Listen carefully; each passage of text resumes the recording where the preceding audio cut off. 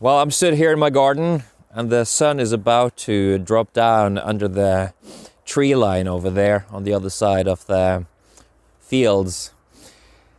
And it's not even 2 o'clock. So this is winter in this part of the world. I live in Sweden currently, even though I'm Norwegian. And Sweden actually, the sunset in Sweden is about half an hour later than in Norway, even though it's in the same time zone. So I'm always baffled by how much darkness we have, just like I'm baffled by how much brightness we have in the summer. It's a recurring theme. I'm going to speak about artificial intelligence today. Over the last several months, we've all been exposed to a multitude of new AI-powered tools, such as Midjourney, AI that can create artwork using text input, Lensa AI that can take various kinds of photos and turn them into these beautified, mythical avatar photos. There's ChatGPT that can code for you and that can write songs for you and that can have full-on conversations with you as if they were human beings. And of course, this has initiated a lot of debate about who we will be in the face of this technology and where we will go as a society and as a species. So I want to speak to that today. There may be a little bit of background noise. The road is quite close, so I apologize if there might be some humming in the background. I think we will survive. So yeah, I hope you're here for it, and let's dive in.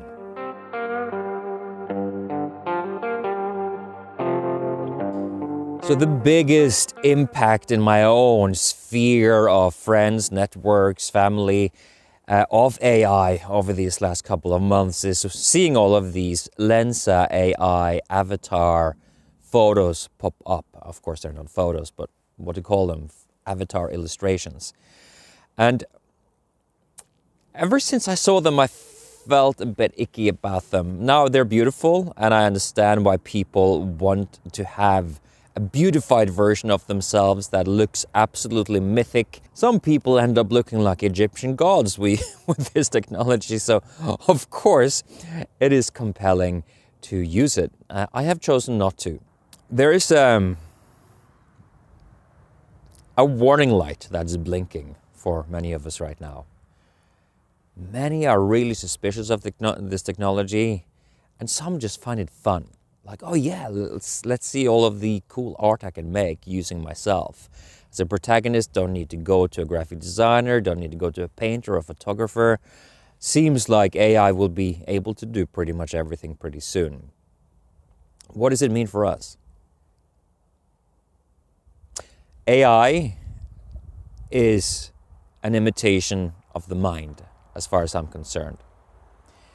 These systems use algorithms to scan the internet, they harvest big data, and they use these algorithms to extract patterns and styles when it comes to art. And I obviously don't have intimate understanding of the algorithms, but it is just the synthesis of the sum total of human output and knowledge.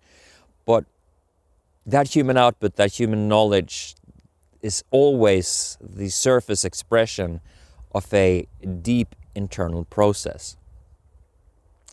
And so I can see a world in which AI will be able to imitate the surface manifestations of human creation. And AI can do nothing better than imitate the human mind, because the mind, the brain, the human mind is really the computer in the human hardware. AI computers can imitate that, but it can never imitate the human spirit. It can never imitate the parts of the multidimensional human being that are not at the surface of things. That means that, as far as I'm concerned, the world that we're moving into, there's going to be a lot of jobs disappearing. there's going to be obviously enormous financial, economic implications of AI.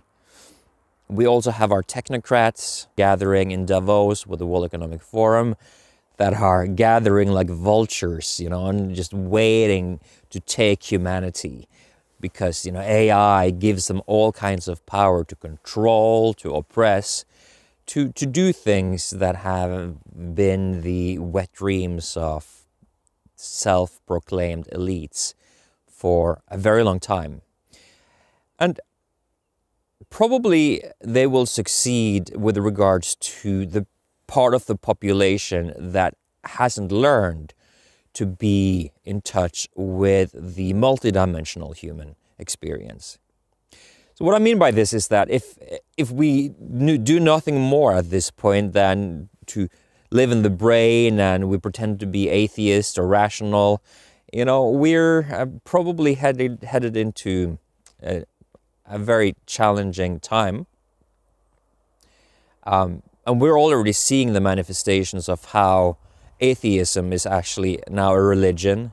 And I wouldn't be surprised if AI will bring some in a kind of new religious structure in our society, where it becomes a religion of the machine, like a full-on transhumanist religion with a kind of antichrist god that is all about the mind and the machine and matter. And yeah, we can inquire more into perhaps the work of Rudolf Steiner in a future video. But this is a real danger. Of course, it's a real danger. But the multidimensional human, we're not just matter. We're ether, you know, the subtle realm. We are astral. We are non-dual. We are like the source of all things. That's all part of the multidimensional human. And what I see is that there is like a parallel track in humanity right now, where we find that there is a push for technocracy and for a kind of oppressive dystopian future. But because we live in this dualistic universe, that pressure, that push is actually accelerating the human awakening process, the ascension of humanity.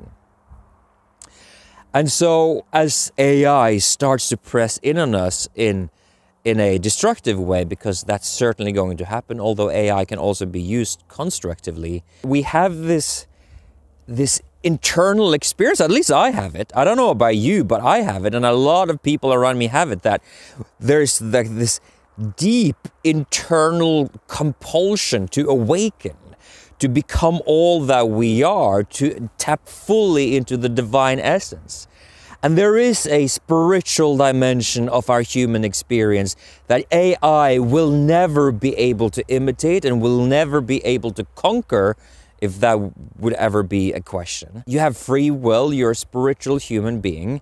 So if you choose to live with free will as a multidimensional human being, AI isn't going to be that dangerous.